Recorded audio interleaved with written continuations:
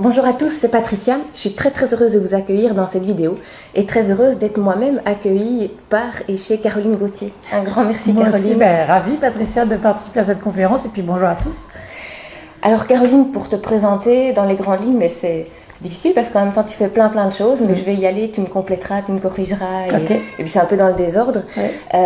Tu es coach, tu es conférencière, tu es poétesse, tu as écrit un roman initiatique Au nom du corps. Tu es maman de 2 enfants, tu publies une revue mensuelle, tu animes un groupe Facebook du nom de l'héroïne de ton roman pour que les femmes puissent s'exprimer, s'entraider, tout ça. Dis-moi un peu si j'en oublie là déjà. Ça fait déjà pas mal. Ça fait déjà pas mal. J'anime aussi des formations en grande entreprise, en fait, où je fais de la formation sur le management, de la communication, la gestion du stress. Voilà, ça fait partie aussi de mes compétences que je fais aussi. Donc oui, multitâche et aussi multipublic, puisque tu t'adresses aussi bien aux particuliers donc qu'aux grandes entreprises. C'est ça. Alors elle veut venir parce que souvent, régulièrement, quand tu fais des conférences, elle vient parce qu'elle a besoin de parler elle aussi. Mais bienvenue, bienvenue. C'est ça. Et au fond, tout ce que tu es et tout ce que tu fais aujourd'hui, c'est le fruit de tout un parcours où tu as connu bouleversement, tsunami, tempête, tout ça. Et du coup, c'est ce parcours-là qui m'intéresse d'explorer avec toi dans cette vidéo. Parce que si on remonte dans le temps, il y a une première version de Caroline qui est une élève brillante, qui choisit de faire un doctorat en économie, et ce qui t'a permis après d'avoir un bon job.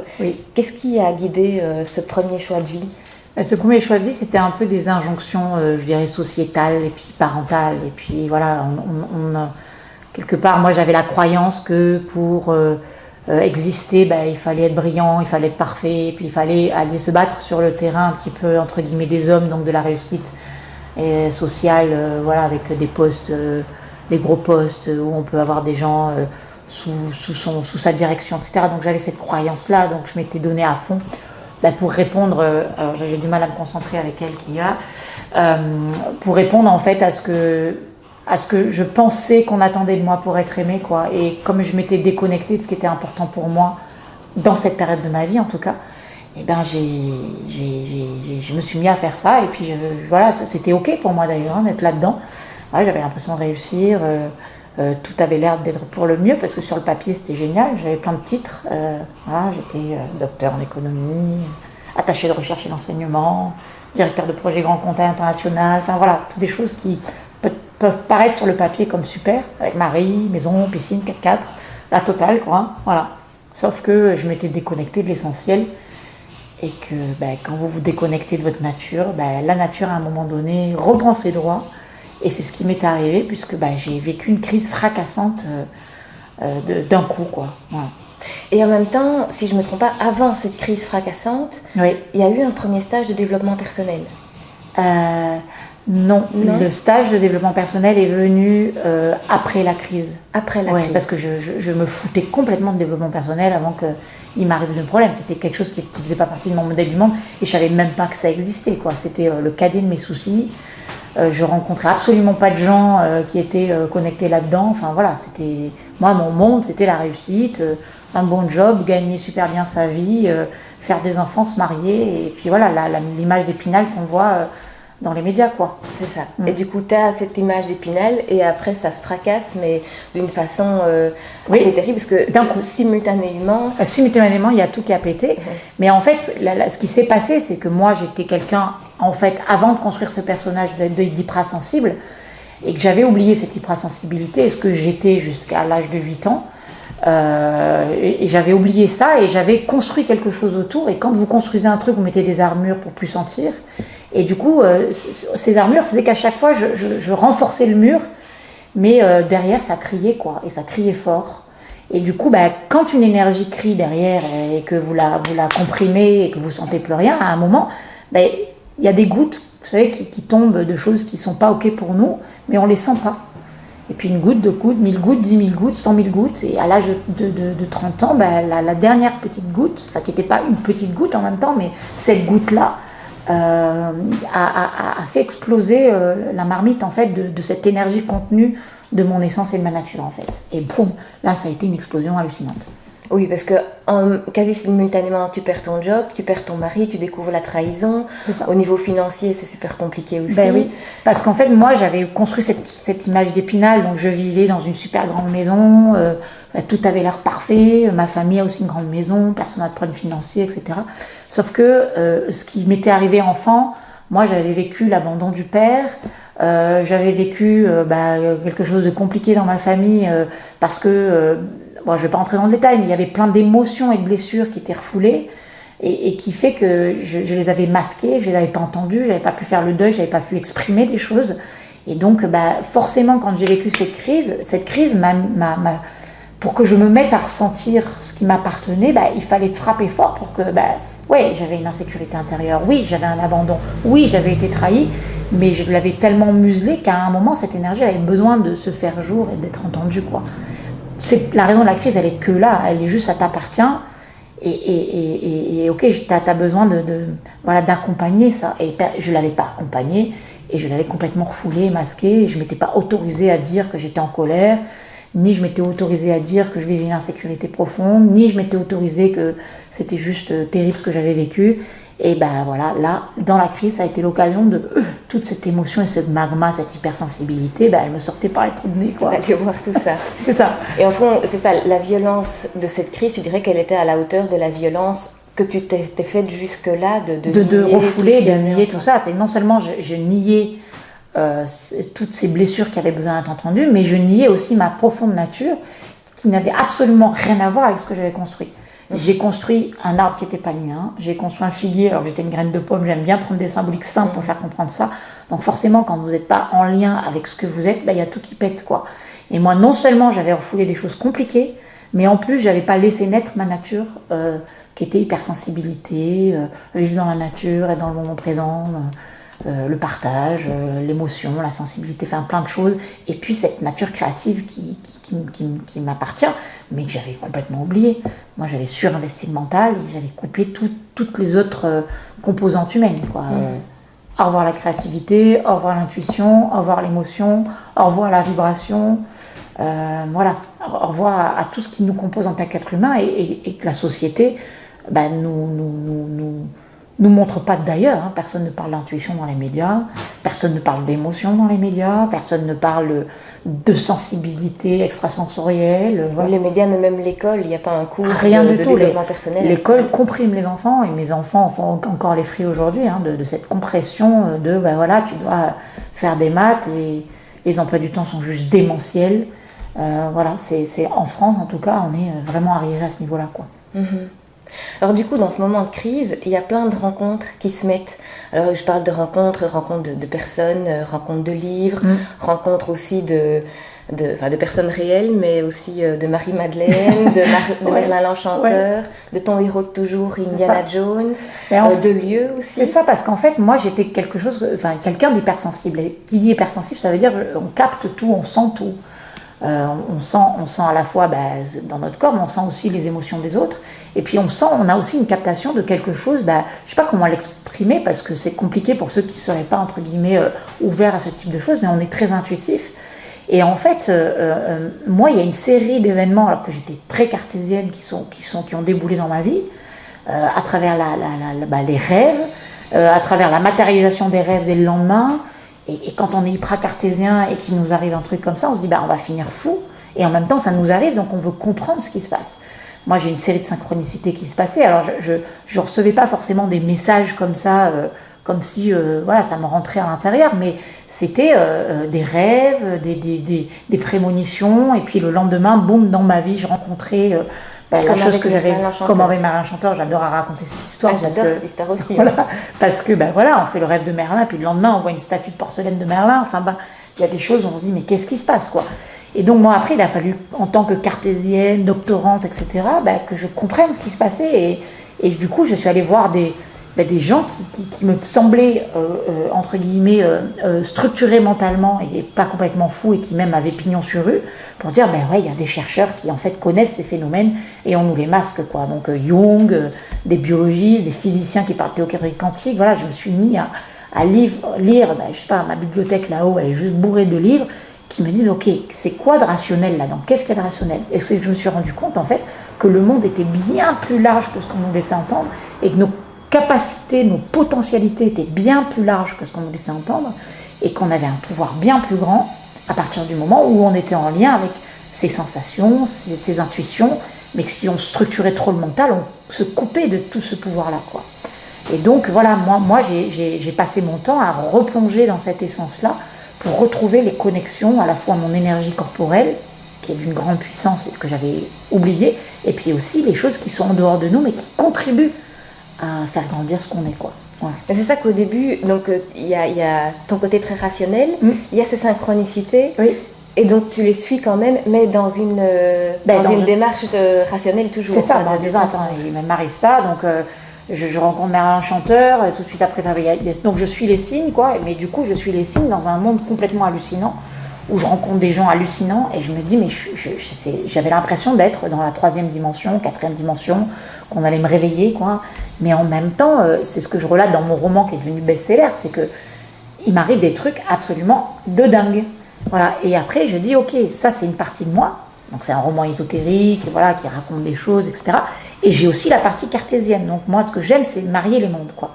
C'est de me dire, oui, il y a ce monde, mais il y a aussi le monde de comment je rationalise ces processus, comment je m'en sers dans ma vie, qu'est-ce que j'en fais.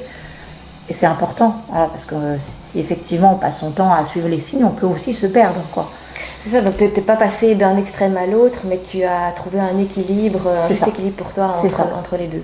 En fait, vous savez, c'est une question, tout est polarisé dans l'univers. Donc moi, j'étais partie dans une extrême. Donc je suis partie dans l'autre extrême, où là, j'ai suivi, je suis partie sac à dos, vivre des expériences pour comprendre comment ça se passe, et vas-y que je fais des stages chamaniques, et vas-y que je rencontre des Amérindiens, et vas-y que je fais des stages où les gens ils parlent aux anges, voilà. J'avais besoin concrètement de dire, ces gens ils sont quand même pas que fous, quoi. Ils vivent des trucs, et vas-y que je rencontre des gens qui canalisent, et pour mon monde qui était voilà, dans le business, quand je me suis mis à rencontrer des gens comme ça qui m'avaient l'air cérébrés, et puis moi-même je vivais des expériences, j'ai dit ok, qu'est-ce que je fais de ça aujourd'hui, quoi. Et après oui, le balancier est revenu au milieu. Mais j'ai eu besoin de visiter dans l'extrême chaque polarité pour trouver un entre-deux dans ces deux mondes, parce que je pense qu'on ne peut pas ni être dans l'extrême du business, ni être dans l'extrême de ce que j'appelle les gens qui sont un peu perchés et qui effectivement vivent en robe de bure toute la journée, puis captent des trucs, mais qui fait qu'ils sont peut-être un peu déconnectés du monde réel, quoi. Voilà. Donc dans tout ce parcours-là, il y a un parcours, je veux dire, horizontal, géographique de découverte, etc. Ouais. Il y a aussi un parcours très vertical où tu parles beaucoup de descente, parce que tu étais beaucoup dans le cérébral, descendre dans le corps, il y a descendre dans des grottes. Oui. Tu parles parfois avec cette image de la graine, de descendre là où ça grouille. Oui. C'était important de reconnecter. Moi, en tout cas, c'est ce chemin que j'ai fait pour découvrir qui j'étais et ma vraie nature. Ce chemin, en fait, ne peut pas se découvrir en haut d'une montagne, il se découvre dans les plus profondes émotions que vous avez, y compris dans les plus profondes blessures, parce que derrière ça, vous avez votre énergie de vie. Et donc, il y a besoin de descendre dans ces endroits-là pour sentir l'énergie qui vous soutient, en fait. Et c'est de ça dont je parle. C'est-à-dire qu'à un moment, il y a quelque part une obligation, mais en tout cas, la nature le fera pour vous si vous ne le faites pas, de redescendre dans cette nappe phréatique, parce que c'est là où se trouve l'énergie du vivant. Et l'énergie du vivant, c'est pas quelque chose de linéaire, hein, ça peut être tempétueux. Effectivement, il y a la graine, il y a des asticots. Les émotions, ça monte et ça descend. On n'a pas forcément le contrôle de ça, donc ça fait un peu peur. Et en même temps, c'est la chose à faire pour trouver votre véritable essence. Et c'est ce que disent tous les alchimistes. Hein, on fait pas de l'or en travaillant pas le plomb. Donc la plupart du temps, en développement personnel, on nous parle que d'or, de lumière, de positif, de je sais pas quoi. Mais le diamant, on a besoin d'enlever le carbone, l'or, on a besoin de travailler le plomb, et notre or à nous, on a besoin de descendre un petit peu dans cette nappe phréatique de nos dragons intérieurs, parce que ces dragons-là, ils font partie d'une polarité de l'univers, pas parce qu'ils sont méchants, mais qui nous composent et qu'ils ont des enseignements à nous donner. Voilà, et on ne peut pas connecter le vivant si on ne descend pas dans ce monde souterrain. Et c'est le monde du féminin, et c'est pas pour rien que les femmes ont été brûlées vives, hein, c'est que ce pouvoir-là, c'est compliqué. Et il n'est pas... voilà, si on le met trop en avant, on a tendance à vouloir le faire taire, quoi. Mais c'est un monde très puissant. Oui, comme tout ce qui est puissant, ça fait peur. C'est ça, exactement. C'est exactement ça. Du coup, il y a eu tout un voyage donc, pour te reconnecter à toi, pour aller t'appuyer dans tout ça. Mais au niveau professionnel, alors comment tu t'es complètement réinventé aussi, parce que tu n'as pas recherché, tu as perdu ton poste, mais tu n'as pas cherché à postuler dans une autre boîte. C'était juste pas possible. Parce qu'en fait, je vivais des choses, tellement compliquées dans ma vie à ce moment-là. Divorce, faillite, parce que mon ex-mari à l'époque était parti en cacahuète, et donc j'ai vécu l'abandon, la trahison, enfin il n'y avait plus rien, quoi. Et je me dis, mais si là, je retourne dans mon monde d'avant, il y a plus, je vais mourir, quoi. C'est juste pas possible, j'ai besoin de vivre. Il y avait une injonction à l'intérieur de moi qui me disait, tu peux pas continuer comme ça. Si ça explose et que tu retournes dans ce monde-là, d'une rigidité qui n'entend pas ce côté, ça va pas le faire, quoi. Du coup, comme en plus j'avais des enfants à charge, c'était urgent que je crée quelque chose avec ça, quoi. Donc, non, c'était pas possible. Mais comment tu trouves quoi créer et comment? En fait, c'est ce vivant-là, on n'a pas besoin de chercher quoi créer, on crée ce qu'on est. C'est-à-dire que c'est pas quelque chose qui vient de l'ordre du mental, c'est quelque chose qui se ressent. Si vous sentez vos émotions, toutes les émotions, que ce soit il n'y a aucune émotion qui est mauvaise, que ce soit la colère, que ce soit la tristesse, que vous sentez aussi derrière la joie et l'élan et la vibration de ce qui vous pousse, et vous n'avez plus qu'à suivre ça. Le problème, c'est comme on est déconnecté de ce monde du senti, on se dit qu'est-ce que je pourrais faire avec la tête, et c'est pas la bonne question à se poser. La question à se poser, c'est qu'est-ce que tu aimes faire, ça n'a rien à voir, et qu'est-ce que tu aimes faire. Alors ça suffit pas, parce qu'il faut faire qu'est-ce que tu aimes faire et qui puisse répondre à une problématique particulière chez les gens, parce que sinon on ne peut pas créer quelque chose si ça ne répond pas à un besoin. Mais en tout cas, faire matcher à la fois la vibration qu'on ressent et les problématiques qu'ont les gens pour y répondre à leurs problèmes, quoi. Et du coup, à la fois, on répond à son élan, mais on contribue à aider les autres. Et c'est ce lien entre qu'est-ce que j'aime et à quoi je contribue plus grand que moi qui va faire qu'on va avoir un business qui tient la route.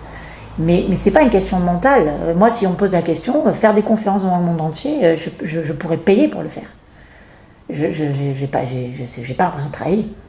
Et ça, quand on sent, qu'est-ce qui m'anime, c'est quoi les valeurs? Moi, Indiana Jones, j'adorais, donc j'adore partir à l'aventure, j'adore voyager, j'adore écrire, je lisais terriblement avant, j'ai toujours écrit des journaux, intimes sur le papier. Voilà, je suis une grande communicante. Et après, il dit, ok, comment je peux faire, comment je peux mettre ces talents et ces vibrations au service du monde, quoi. C'est ça la question qu'il faut se poser. C'est ça, tu as rassemblé tout ce que tu aimais. C'est ça. Et après, fait ton nouveau métier. C'est ça. Mais l'idée, c'est effectivement de vibrer, mais ensuite de mettre des stratégies au service de cette vibration. Et c'est là où mon ancien monde m'a beaucoup servi.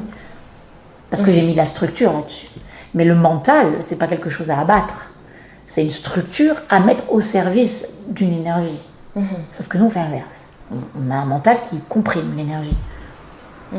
C'est trouver le bon équilibre entre les deux. Et ça. Et c'est là où on fait le mariage du féminin et du masculin. Donc moi, j'étais dans un monde très masculin. Je suis allée à bloc là-dedans. Puis boum, le féminin, comme il était muselé, il a bien fallu qu'il explose. C'est pour ça que les femmes deviennent hystériques. C'est juste parce qu'elles sont comme ça et on essaye de les faire devenir comme ça. Donc forcément, à un moment, ça déborde. Mais l'hystérie, c'est juste la maladie de... On veut pas nous faire sentir cette nature qui est par définition duale, changeante, mouvante, explosive, énergétique. Voilà, le mouvement, il est comme ça. Voilà. Et après, on y met un axe. Mais si l'axe fait tuer les vibrations, ces vibrations-là, à un moment, elles vont exploser. C'est ce qui m'est arrivé. Alors le seul point commun finalement entre la vie d'avant et ta vie de maintenant, ce sont tes enfants, ils sont restés. Oui. Mais est-ce que tu dirais que même dans ton rôle de maman, ça a beaucoup changé? Tu as beaucoup changé? Par rapport à cette crise-là? Oui. Oui, parce que dans le rôle de maman, quand on est dans la tête, quand on est dans les faut, les je dois, on n'est pas dans la communication et l'amour avec ses enfants.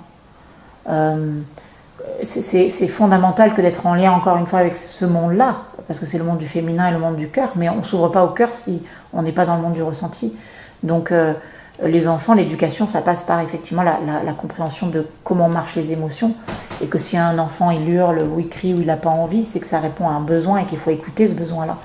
Et il faut faire matcher le besoin de l'enfant et son propre besoin de parent. mais on n'a pas la connaissance de ces besoins-là parce qu'on est encore une fois dans de la moralité ou dans des normes en dehors de tout élan, et du coup toute cette énergie elle meurt, quoi, et voilà, du coup on a des crises d'adolescence, on a des enfants aujourd'hui qui ne comprennent pas le système dans lequel on est parce qu'ils sont bien différents de ce qu'on pouvait être. Voilà, donc oui, moi ça va changer terriblement mon rôle de maman parce que voilà, on n'est pas parfait dans la famille, mais par contre, qu'est-ce qu'on communique? Et du coup, c'est de l'amour, ça. On peut être en colère, et puis 2 minutes après, on dit j'étais en colère parce que, et on sait communiquer, puis boum, on se rend dans les bras dans la seconde après, quoi. C'est ça l'essentiel, en fait, de la communication et du rôle qu'on a. C'est pas imposer, c'est mettre un cadre dans une discussion. Et dans une compréhension mutuelle de comment je suis fait et comment tu es fait et comment est-ce qu'on peut trouver un endroit où on se relie. Et aujourd'hui, avec toutes tes activités, donc que ça soit ton site, que ça soit tes formations, tes conférences, etc. Du coup, c'est vraiment important pour toi de partager ton parcours, d'inspirer et d'accompagner. Oui, j'accompagne parce que j'accompagne les gens sur plusieurs niveaux. J'accompagne les gens quand ils vivent une crise et qu'ils ne comprennent pas ce qui se passe. En leur disant c'est que de l'amour, c'est juste, c'est le seul moyen qu'a trouvé l'univers pour vous rééquilibrer, quoi. Donc il faut entendre. Et donc et puis ensuite toucher cet élan-là derrière ça.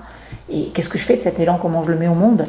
Et voilà, donc j'accompagne les gens dans la reconnexion à leur vraie nature et quoi faire avec cette nature dans le monde pour créer des magnifiques pommes qui vont contribuer à ce changement dont la planète a besoin, quoi. Donc c'est à la fois aider les gens, mais aussi trouver du sens à l'existence, parce que trouver son énergie c'est bien, mais il faut aussi trouver une motivation de se lever le matin, et on la trouve souvent en se sentant utile, quoi. On la trouve pas en essayant de garder pour soi les choses, quoi. Ça nous fait mourir à petit feu. Donc ce sens de contribution, quel qu'il soit, voilà, c'est ce qui permet de se lever tous les matins, et c'est ce qui permet aussi de pouvoir créer, gagner peut-être même sa vie avec. Moi c'est ce qui m'est arrivé. J'ai beaucoup de chance, et aussi j'ai œuvré pour ça, quoi. Oui, tu as fait ce qu'il fallait pour. C'est ça. Aujourd'hui, j'ai réuni mes 2 mondes, en fait, le monde de cette structure au service de quelque chose qui à la fois me plaît et en même temps qui contribue. Voilà, c'est comment faire matcher toutes ces dimensions humaines, quoi. C'est ça les explications que je donne. Bon, je travaille avec les 4 éléments, je travaille avec plein d'outils qui permettent justement cette compréhension de comment faire marier tous ces éléments qui normalement se battent en duel. Parce que si vous mettez du feu et de l'eau en même temps, normalement ça ne fait pas bon ménage, mais en même temps vous avez besoin de ces 2 éléments pour faire pousser un arbre, quoi. Et ça fait partie de composantes humaines qu'on a besoin de connaître et qu'on a besoin de réunir à l'intérieur avec de la conscience et du travail. Et qui est de nouveau une question d'équilibre. C'est comme ça que fonctionne l'univers et la création. C'est plus, moins, et puis ça se confronte, et puis ça crée de nouvelles choses. Et il faut reconnaître ces principes naturels et se remettre en lien avec eux. Moi, c'est cet enseignement que je donne, à la fois dans du développement personnel, mais aussi dans le business, puisque j'interviens dans les grandes entreprises, où je remets au goût du jour, avec une façon très cartésienne, ces principes de la nature, qui sont essentiels. Et en même temps, parce qu'on papotait avant de commencer cette interview, tu as encore des projets, tu testes encore des choses, donc tu es perpétuellement en évolution. Oui, c'est la création elle est jamais à l'arrêt. Mais l'ancien est toujours là, c'est qu'après, il y a comment dire, moi j'ai un sens de contribution, c'est-à-dire que je gagne de l'argent grâce à ce que je fais, et cet argent-là, à la fois j'en profite pour ma liberté, mais aussi je le réinvestis dans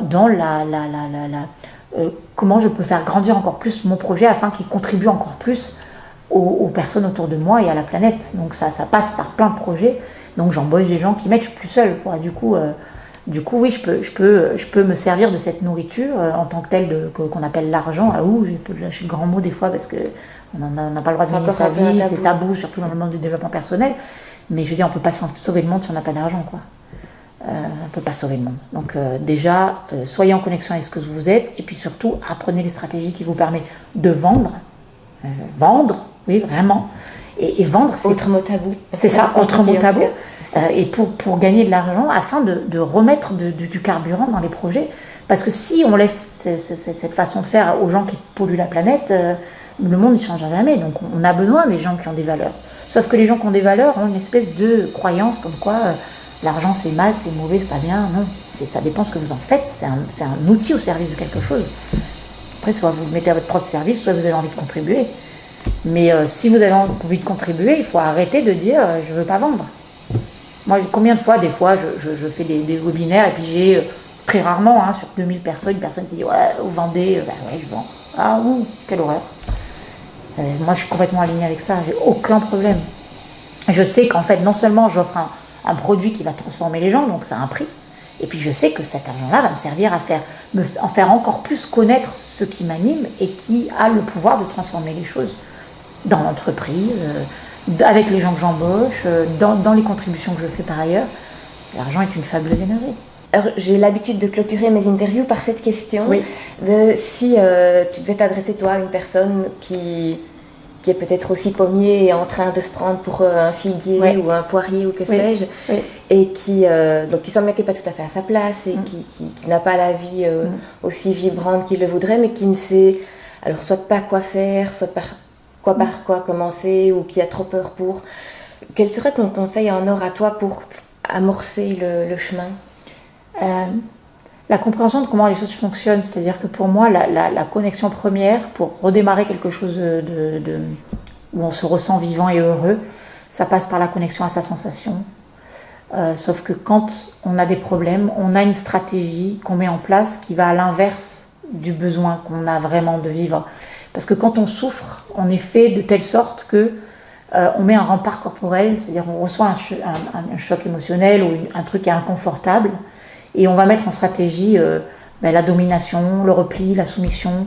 Mais on a des stratégies corporelles qui sont toujours dans la fermeture. Parce que ouvrir, ça fait mal, quoi. Sauf que l'ouverture dans cet espace-là qui est douloureux, c'est la seule voie, quelque part, pour aller toucher cette sensation, cette vibration de la personne que vous êtes et qui vous donneront le déclic pour démarrer quelque chose en lien avec vous. Ça paraît un peu théorique, mais quand on le vit vraiment, si vous passez sans arrêt votre temps à protéger de la peur, par exemple, vous n'avancerez jamais. Si vous passez votre temps à vous protéger de la colère, vous ne serez jamais droit.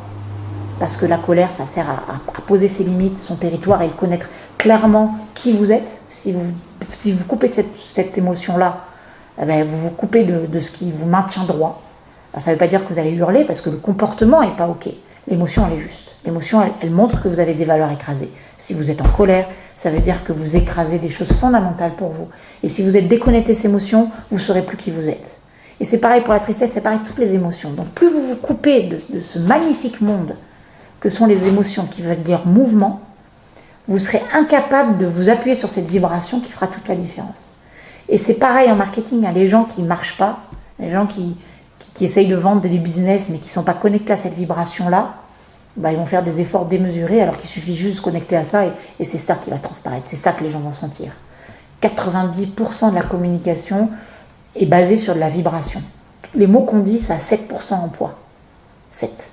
On parle beaucoup de non-verbal, mais toi tu parles en plus de vibration. C'est ça, c'est pareil. Ça veut dire non-verbal, il va y avoir l'intonation sur laquelle je le dis, c'est sûr que si je fais... on va moins m'écouter. Mais la vibration, ça fait partie de l'énergie qui m'habite. Si elle est coupée, elle connecte personne. Si je fais une conférence où je ne suis pas en lien avec cette fabuleuse énergie, elle va toucher personne. Et ce qui permet de relier, de connecter, c'est cette énergie du féminin qui est la vibration. Le masculin, c'est une autre énergie. On en a besoin aussi. Mais d'abord, on doit commencer par ça, qui est symboliquement le réceptacle. Et ensuite, on la fait grandir. Et c'est là où la sève, qui est le féminin, va être aspirée par le soleil, qui est le masculin, symboliquement. Mais si vous n'êtes pas relié à cette sève, comment vous voulez faire des pommes ? C'est pas possible. Par contre, à un moment, oui, il n'y a pas que notre énergie, il y a aussi le masculin. Qu'est-ce que c'est ? Alors, c'est le soleil, c'est la conscience, c'est la présence que je vais mettre sur mes émotions, c'est les actions que je vais mettre en place, c'est les stratégies que je vais faire, c'est le savoir que je vais avoir, c'est les actions que je vais réaliser, c'est tout ça. Mais mon dev perso, j'entends parler que de masculin. Quelles sont les actions, la structure, les objectifs SMART, les je ne sais quoi. Et ok, c'est quoi ta vibration ? Comment est-ce que tu te connectes à ces vibrations ? C'est tout ce chemin vers la sensation qui est essentielle. Parce que c'est elle qui va donner le carburant. C'est elle qui va être la sève. Alors après, on va mettre un tuteur qui va permettre que la sève puisse monter et être aspirée par nos composantes masculines, quoi. Donc moi, je dirais d'abord descendre dans ce monde-là, même s'il est un peu compliqué, parce que pour aller connecter sa sève, c'est sous terre, hein, il y a des asticots, comme je dis. Mais en même temps, c'est ça qui va donner une fabuleuse énergie pour la suite. Oui, compliqué parce que ça peut être désagréable et parce que si on on n'y va jamais, on ne connaît pas. Et puis parce qu'on nous dit c'est mal, attends, t'es en colère, dans le monde du développement personnel, t'es en colère, non, il ne faut pas être en colère, il faut pardonner. Ok, il faut pardonner, c'est bien facile, mais comment je fais pour pardonner? Le pardon, c'est un processus, c'est pas un truc qu'on dit faut que tu pardonnes. Ça passe par un chemin de deuil et d'expression des émotions et de traversée de ces émotions. Oui, que le pardon ne soit pas un couvercle qu'on met sur une... C'est ça, mais il y a beaucoup de démarches qui sont des couvercles. Hein. Ou alors je lance une intention, puis ça y est, ça va se réaliser. Mais si tu n'es pas connecté là, il y a toute une sphère, on est composé de 10% de conscient, mais 90% qui est sous l'eau, quoi. Et ça fait partie de tout ce qui a refoulé, tout le monde archétypal, tout le monde aussi de ce que vous êtes, mais dont vous n'avez même pas la conscience. C'est pas votre mental qui va décider, c'est ce pourquoi vous êtes fait et ce pourquoi vous vous êtes incarné, entre guillemets. Ça passe par un chemin de descente corporelle, quoi. D'où le roman qui s'appelle Au nom du corps, quoi. Moi, c'était comme une prière d'arrêter de dire d'abord l'esprit, oui, d'abord le truc, etc. Ok, le monde du féminin, il est où, là? Il est où dans la spiritualité? Il est où dans l'économie? Il est nulle part. Il est où dans le marketing? C'est un truc de fou, quoi. Donc c'est comme une injonction, quoi, une prière, mais monde du féminin, venez, quoi. C'est ça Donc descendre dans le corps, descendre dans la chair et vivre pleinement notre incarnation. C'est ça. Et notre sensibilité, notre vulnérabilité, nos émotions, l'énergie qui nous traverse, c'est elle qui a la vérité. Après, cette énergie, ça s'appelle le serpent. Hein. En fait, c'est le serpent qui s'enroule autour du pommier dans la Genèse. Hein. Sauf qu'on a dit que c'était un démon, celui-là, parce qu'il a fait chuter. Forcément, il fait chuter. Il fait descendre dans le monde de l'incarnation. Mais pour connaître, en fait, l'esprit dans la matière, mais si vous refusez votre matière, c'est pas possible. C'est pas...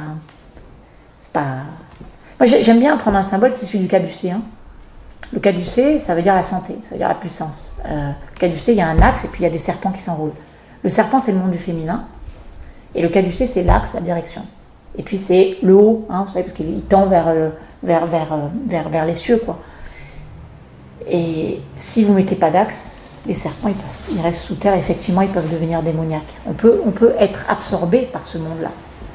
Mais s'il y a à la fois la structure et la vibration, voilà, on est en pleine santé. On a ce fameux équilibre et c'est juste. C'est ça. Mais souvent, on ne trouve que cet axe-là.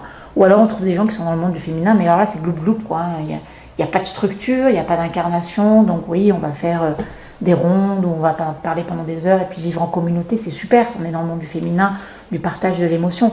Mais qu'est-ce qu'on peut amener au monde? C'est intéressant quand même de se poser cette question. C'est là où on a besoin de marier à la fois le monde de l'entreprise et ce monde-là qui est en train de naître. Faire ce mariage-là, moi j'ai navigué dans ces deux mondes, je suis partie dans les extrêmes dans ces deux mondes, je me suis nourrie de ces deux mondes. Mais aujourd'hui on est là pour faire du et plus du ou. C'est cette intégration qu'on est amené à faire.